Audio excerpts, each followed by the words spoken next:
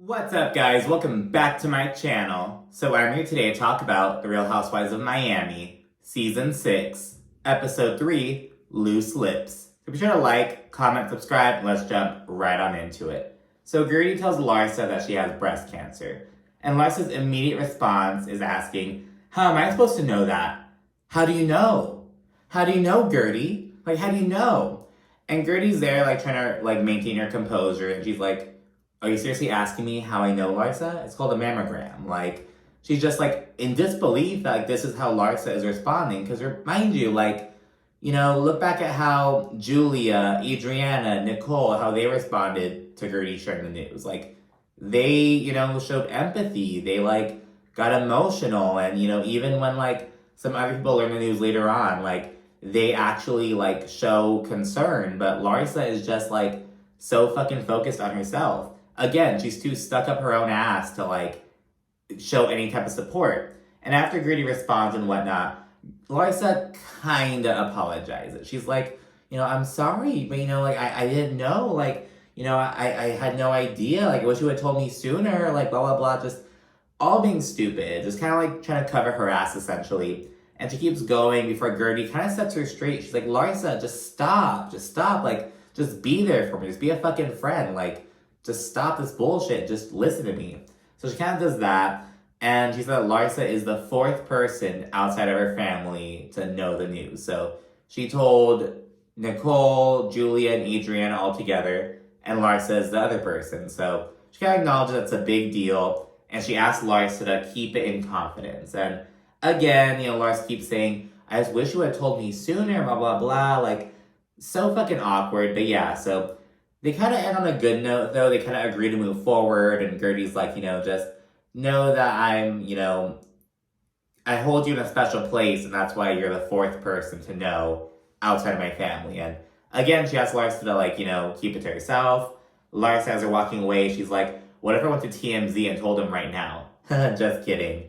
And then 6 hours later in production, they're like, no, literally, just 6 hours later, as Larsa's at home setting up for Marcus Jordan's welcome home party, she tells these two random ass bitches, they're her friends, we've seen one of them on the show before, but they're not cast members or anything. She tells these two random people on camera that Gertie told her about their cancer. And her friends actually show concern. They're like, oh my gosh, just be there for her if she needs a shoulder to cry on, just, be that.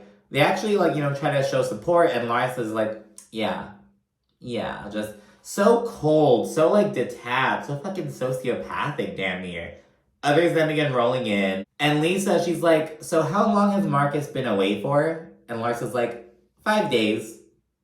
And Lisa's like, what the fuck? He's not, at war. What the fuck are you doing? She's, so perplexed. She's, reacting to that. The festivities continue before Marisol asks how Larsa's sit-down with Gertie went.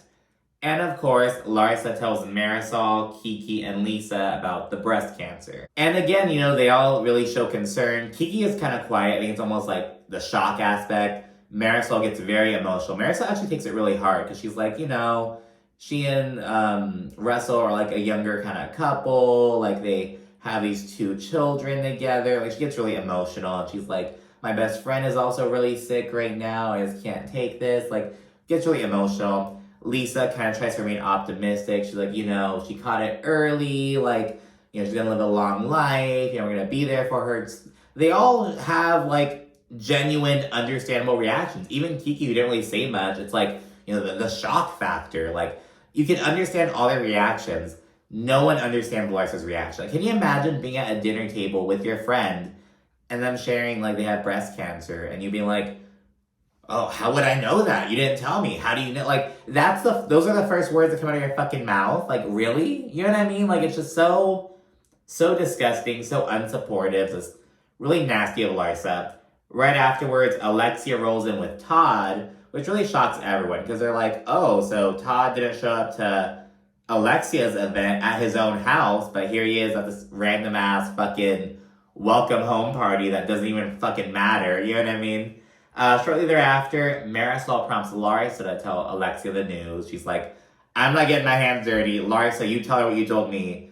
So Larsa fills her in. And afterwards, Larsa essentially tells Alexia and Marisol to like let Gertie bring it up to them and to really like handle it with care essentially. And Larsa mentions how, I had my whole lunch with Gertie and she didn't tell me the news until the very end of it. And Marisol's obtuse ass, she's like, I would never do that in a million years. Just saying. And I want to give the bitch the benefit of the doubt and be like, maybe she's saying I would never like not handle it with care. But the way it's like, it seems like the optics, the editing, if you will, it makes it seem like, okay, well, she's saying, oh, I would never like spill the beans on that towards the end of a dinner. Like, that's just so, like, you have to get it out of the way early on or whatever. I don't know. And it's like, Marisol, you should hope that in a million years, you would never have to be in that situation. You know what I mean? Like, I just didn't like that she was like, I would never do that. And I hope she wasn't talking about, like, how Gertie handled the situation. Because, like, you don't fucking say, like, you let Gertie handle it the way that is appropriate. You know what I mean? So, I don't know. That kind of made me side at Marisol a little bit. Marcus then rolls in. There's like, oh, yay, he's back. And he swiftly shifts the focus to Todd. He's like, oh, I'm surprised to see you here. Like, kind of just puts the spotlight on him. Todd, he kind of speaks on it. He's like, well, just to be honest, so I saw the guest list for the New Horizons event, and I was like, look, I can't be there. And he suggests that there was someone who was bad-mouthing his stepson just a couple weeks prior. And Lisa's like, who? Who are you talking about? As if it's not obvious. And Alexia confirms that he's talking about Adriana. Though Kiki has some questions. In the confessional, she's like, is Adriana being used as the scapegoat when, Todd is the one who didn't want to, like, basically, are you blaming Adriana, like, for why Todd didn't show up to his own fucking party? So yeah, I thought that was a great note for Kiki to make. Swiftly moving along, Todd shifts the focus to an upcoming charity event that Marcus and Larsa are holding. It's going to be like a basketball event with the proceeds going to the Make-A-Wish Foundation. And Lexia, she's like, she's so turned off by the idea of like having to wear like regular ass basketball shorts. She's like, oh, what? Like, do the WNBA players wear those shorts? It's too long and baggy. And it's like, yes, girl. Like, they wear these regular basketball shorts. Like, shut up, Alexia. So, yeah, everyone then segues to dinner. And then they focus on Lisa and what she's going through and whatnot. She touches on some future plans, how, like, she and Jody are kind of, like, seeing if they're, like, in it for the long run and whatnot. Because remember, she's, like, barely coming up on the 1-year anniversary of, like, the divorce starting. You know what I mean? So they haven't really been together for that long, like, less than a year for sure. And she also notes wanting to become financially independent, like, do her own businesses aside from Lenny, like, really trying to focus on that. The men then go outside as ladies continue chatting indoors. They then discuss how, of course, it's almost going to be a whole year, Lisa. Remember when we found out the news at the Florida Keys last year, blah, blah, blah. And then they ask how the whole process is going. And Lisa pops off about how Lenny really doesn't give a fuck about her. She's like, it's crazy how he's tossing me to the side now that he's moved on. Like, I'm the mother of his children. He's treating me like shit. She, like, really pops off. And after she says that she's disgusted by the whole thing, Alexia and Marisol really try to reel her in. Like, Lisa, you have to stop talking about Lenny. Like, you have to focus on Jody, blah, blah, blah. Like, trying to, like, kind of snap her back, like, into reality, I guess, in their mind. But Lisa says she's sick of being tortured by Lenny. She's like, he's tortured me my whole life, and it's not stopping. And just goes on and on about that. Just really venting to her friends. But everyone's like, oh, but, you're with Jody now. You can't keep harping on it. Very much like how, it was like the conversation that Heather Dubrow and Gina Kirschenheiter had on The Real Housewives of Orange County during their Montana trip early on this last season. When Heather was like, oh, you're going to drive Travis away if you keep talking to him about, your ex-husband and all that shit. And just kind of talking about that. And, like, they're kind of sharing similar sentiments with Lisa. And Lexi and Marisol aren't the only ones doing it, because Larsa and Kiki are also encouraging Lisa to let it go. So, like, if it were just Alexia, Marisol, and even Larsa, like, okay, it's like a generational thing maybe. But Kiki's closer to Lisa's age, and she's also like, no, Lisa, like, you need to, like, kind of focus on Jody. You can't just keep talking about Lenny and all that stuff. And Lisa says that Jody's essentially her therapist and whatnot, and they're really trying to be like, oh, like, you can't really do that. Marisol goes as far as saying, oh, Jody should be canonized because, at one point, every dog has their day and just get tired of hearing the bullshit. Just kind of really saying that, like, Lisa's driving Jody away by venting about her divorce. And it's like, Jody knows what the fuck he signed up for. You know what I mean? Like, come on. It was just so disappointing because, like, literally, like, Lisa's just talking to her girlfriends and they're all like, oh, you have to get over it. Just focus on Jody. Like, blah, blah, blah. And it's like, girl, no, let Lisa vent. Let her talk her fucking shit. Jody proceeds to kind of go back into the house. He's, like, approaching to go inside to go to the restroom or something. And Lisa's like, oh, Jody's coming in. Like, stop talking about it. But Lisa's like, no, he knows what's up. It's not a big deal. Like, she's open with Jody about it. She's going through this divorce. She can't just fucking pretend like she's not. But it's really disappointing. Like, all her friends are really just like, no, Lisa, shut up. And I get it. At a certain point, you're like, oh, like, I don't know what to say anymore. Keep giving you the same advice. We keep going back to, but this isn't that situation. You know what I mean? Like, Lisa's complaining about new shit. And she's like, he's just still disregarding me. It makes me cry every night, even though I have Jody. And I really get it because, yeah, it's like, she's with Jody. She's really leaning on him. And Lisa later says, like, oh, I need to get a therapist, but Jody's my therapist. I will say it may be a good idea to just have that extra support. Not on some, like, you shouldn't be talking to your husband about that shit. But it's like, it's a lot going on. You know what I mean? It'd be good to also, like, have some other insight. You know what I mean? But, no, they really frame you as, like, you're gonna drive your man away by being open about how you feel and by, like, grieving, the end of this 15-year-long marriage. It's like, Jody knows what he fucking signed up for, and if he doesn't, he's an idiot. You know what I mean? Like, end of story. We then get some quick little rapid fire scenes. First and foremost, we see Nicole and Anthony. They're going yacht shopping.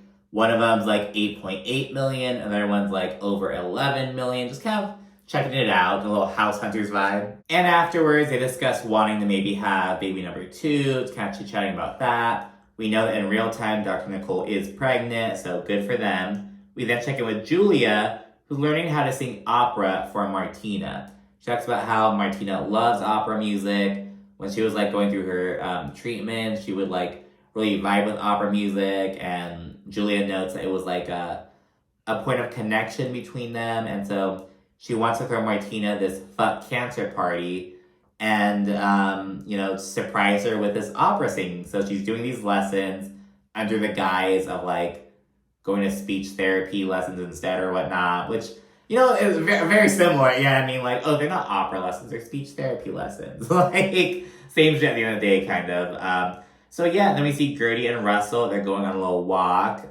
Gertie talks about how she's terrified of birds because she has a bird phobia. Fun fact, Lucille Ball, I Love Lucy, she also had a bird phobia. I think it's called ornithophobia or something like that. Yeah, ornithophobia. I like know how it like looks on paper, but I was like, how do you say it? But yeah, ornithophobia. It's a fear of birds. So I guess Gertie's terrified of birds for some reason. And as they're walking and talking, Russell opens up about how he shared the news about Gertie's cancer with the boys. It's a really emotional kind of scene, and I'm really glad that, we didn't see any of this shit on camera. It's much too personal. The boys are much too young. You know what I mean? I'm really glad that would have felt very vulture-ish. You know what I mean? Like, I would like, so I'm glad that there's kind of talking about it now that it happened off camera. And, it talks about just how, because their older son is like 14, 15, and the younger one is like 8, 9, around somewhere around there. So kind of about how he like took the news essentially, and but yeah, and remember, in real time, Gertie is cancer-free, so good for her. We then check in with Lisa at home with her kids, and she's upstairs talking with Jody on the phone, just really venting about shit. I guess Lenny, even though he has 3 cars already, he's trying to take the one car that Lisa has when she's using said car to, like, house hunt, to, like, look for other cars. Like, she's like, what the fuck? So she's talking about that.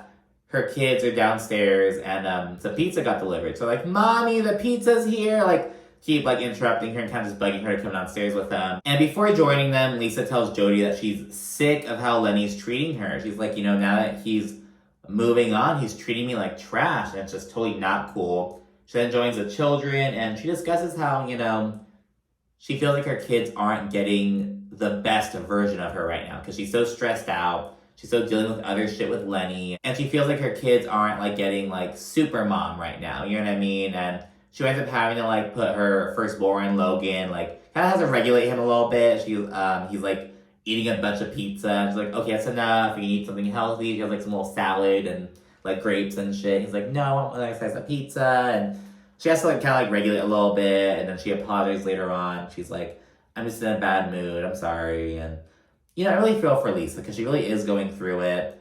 And, what should be her safe space, they're all, like, her friends are being bitches. Like, oh, like, stop talking about it. You have Jody, get over it. It's like, yeah, she has Jody by her side, but she's still grieving, the end of a fucking 15-year-long marriage. She's splitting up with the father of her children. Her kids are still so young. And it's, like, a really volatile situation. Like, there's a lot going on. You know what I mean? It's like, you think that the least her friends could do is, like, let the bitch vent. You know what I mean? Like, damn. And in the confessional, Lisa talks about how Lenny's really trying to X her out. And she touches on some of the awful things he said to her. Like, oh, just wait. Once the kids are older, they'll see the real you and want nothing to do with you. Like, spitting this, like, vitriol at her. And, the gag is, like, he's just projecting, like, that's the truth about you, Lenny. Your kids are gonna grow up, see all the fucking news reports about you, see all the ways that you move, your fucking hot mic moment. They're gonna see who you are. Don't get me wrong, I'm sure you're gonna continue to be the main one raking in all the dough and shit. You're gonna be the fucking rich-ass daddy, but at what age do you think your children will see the real Lenny?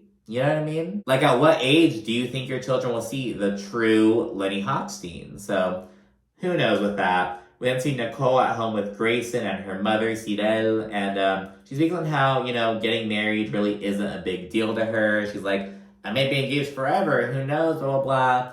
Also touches on, how she wants to have another baby. Grayson specifically wants a little sister, because he's like, I don't want to share my toys with a little brother. Like, how about that? And as they're chatting about the marriage thing, Dr. Nicole is like, financial security doesn't come from a piece of paper. It doesn't come from someone else. You are the one to create it.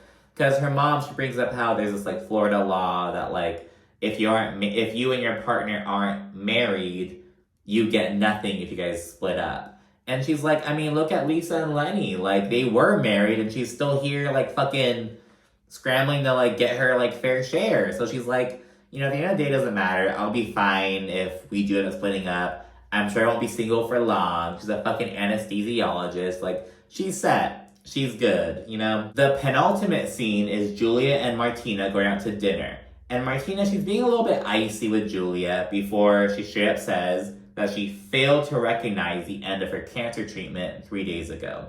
Martina's like, my last treatment was 3 days ago, and you haven't said a single word about it. You forgot.